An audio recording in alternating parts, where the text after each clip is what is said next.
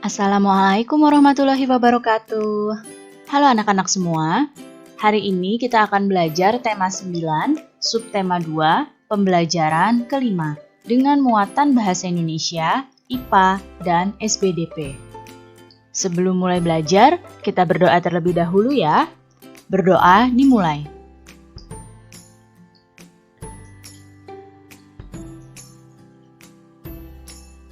Berdoa selesai. Baik anak-anak, sudah siap untuk belajar hari ini? Kalau sudah siap, mari kita mulai belajarnya. Pertama-tama, kita akan mempelajari muatan bahasa Indonesia.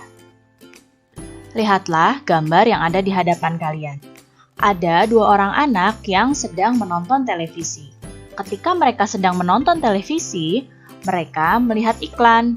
Iklan tersebut adalah iklan vitamin. Salah satu anak ini mengatakan bahwa vitamin yang ada di iklan tersebut bagus. Dan temannya juga mengatakan cara mengiklankannya pun menarik.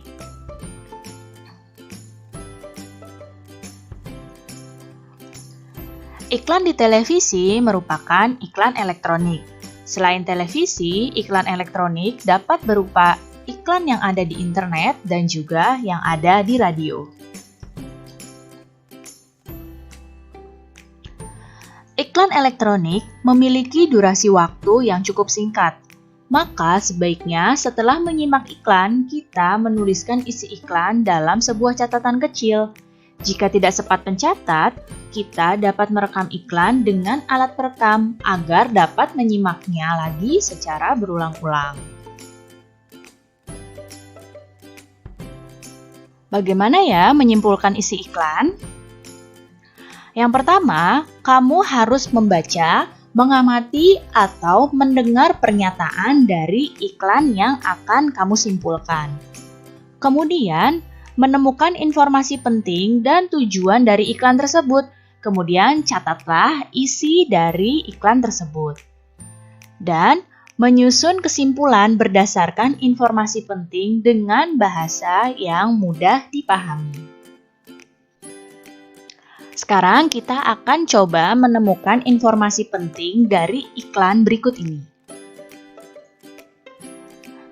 Setelah diamati, ternyata iklan tersebut memberikan informasi penting tentang vitamin, yaitu untuk kesegaran tubuh supaya lincah dalam bergerak dan juga beraktivitas.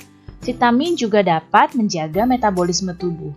Jadi dapat disimpulkan bahwa iklan yang ada pada gambar mengajak kita untuk minum vitamin tersebut.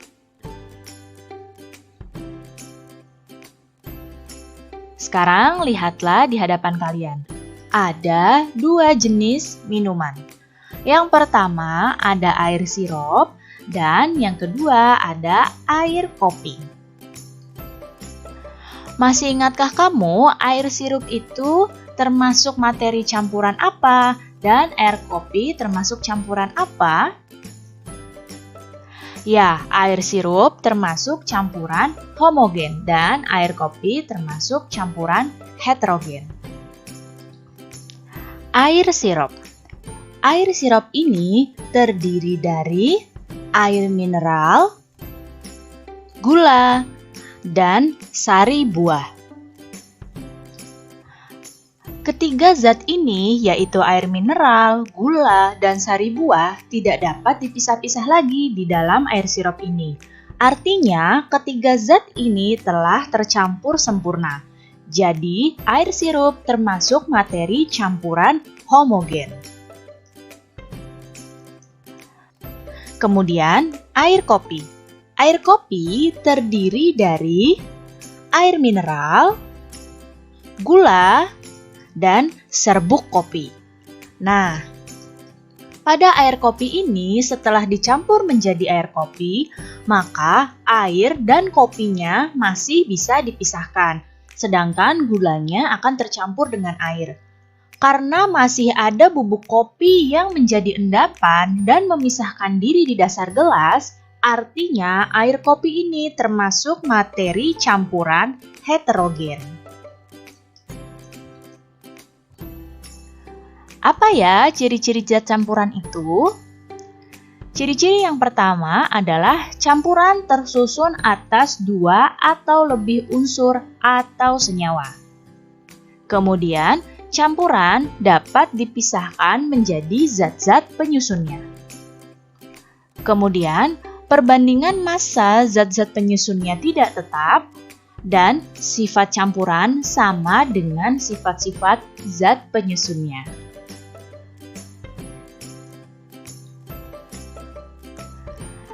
Nah, sekarang lihatlah di hadapan kalian. Masih ingatkah kamu tentang tari kreasi?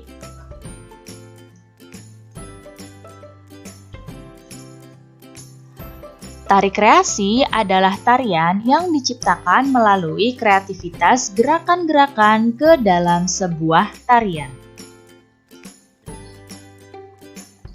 Sebuah karya tari akan lebih baik jika diperagakan dengan berbagai pola lantai. Dengan pola lantai, gerakan tari akan lebih menarik. Pola lantai yang dapat digunakan seperti contohnya pola lantai garis lurus, pola lantai diagonal, dan juga pola lantai melengkung. Berikut ini adalah contoh gerak dari tari kreasi. Di sini ada 4 gerakan ya. Yang ini adalah gerakan yang pertama, yang ini gerakan kedua, ini gerakan ketiga, dan ini gerakan keempat. Kalian bisa mencoba gerakan tari kreasi ini di rumah ya.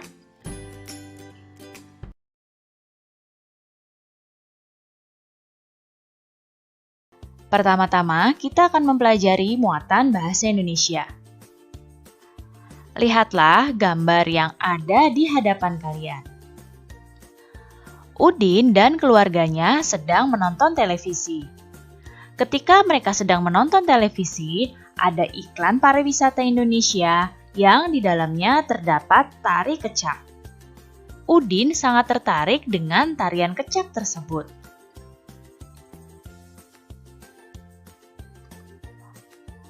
Karena Udin sangat tertarik dengan tarian kecak tersebut, Udin pun melukis tarian tersebut. Udin adalah anak yang pandai dan juga hobi melukis. Udin melukis pesona wisata Bali. Ia melukis penari kecak seperti yang ada di iklan televisi Pesona Indonesia.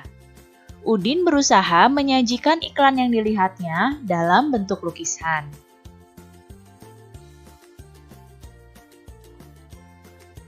Nah, inilah hasil lukisan yang telah dibuat oleh Udin. Tak lupa Udin menuliskan Pesona Indonesia di atas tulisan tersebut.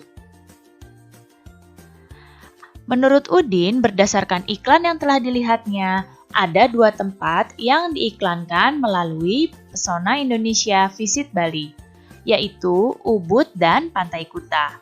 Banyak tempat wisata lainnya di Pulau Bali yang dapat kita kunjungi.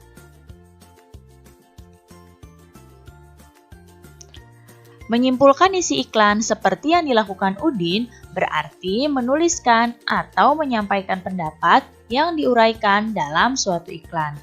Untuk menyimpulkan isi iklan, kamu harus mengamati isi iklan dengan cermat. Hal yang dapat diamati berupa pernyataan dalam iklan dan juga gambar yang ada pada iklan tersebut.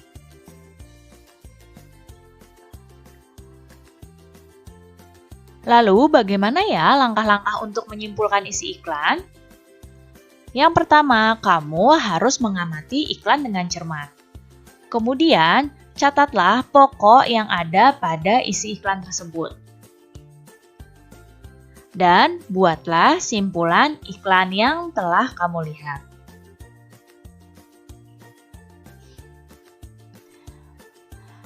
Tari kecak membutuhkan kekompakan. Kekompakan gerakan tarian kecak mengandung ritual agama. Selain itu juga mencerminkan kebersamaan dan kerukunan. Kebersamaan dan kerukunan penting dalam mewujudkan persatuan dan kesatuan bangsa Indonesia. Sekarang kita akan mempelajari muatan PPKN.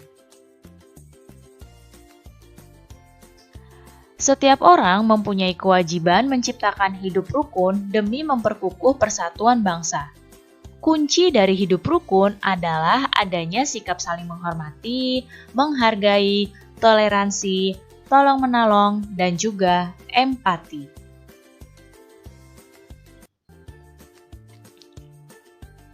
Berikut ini adalah beberapa contoh hidup rukun di dalam kehidupan sehari-hari. Contoh hidup rukun di lingkungan rumah diantaranya yaitu bekerja sama dalam membersihkan rumah, kemudian membantu ibu menjaga adik, dan menaati peraturan rumah yang dibuat bersama. Kemudian, contoh hidup rukun di lingkungan sekolah. Menghormati teman yang berbeda suku dan juga berbeda agama. Kita juga dapat menghindari pertengkaran dengan teman dan menjalin hubungan baik dengan teman dan guru-guru di sekolah. Contoh hidup rukun di lingkungan masyarakat yaitu bergotong royong membersihkan lingkungan tempat tinggal, kemudian menerima keberagaman di dalam masyarakat, dan bersikap baik dengan tetangga.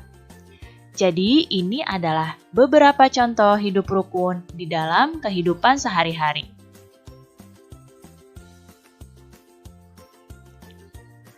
Lalu, apa saja ya manfaat hidup rukun itu? Berikut ini adalah manfaat dari hidup rukun, yaitu dapat menciptakan keadaan yang lebih aman. Kerukunan juga dapat mempererat tali persaudaraan. Kemudian dapat menciptakan kehidupan yang lebih harmonis, menjadikan diri pribadi yang menghargai perbedaan, dan kita juga dapat memiliki banyak teman. Baik anak-anak, cukup sekian ya penjelasan Ibu kali ini. Mudah-mudahan kalian paham dan mengerti. Terima kasih anak-anak semua, sampai jumpa lagi. Wassalamualaikum warahmatullahi wabarakatuh.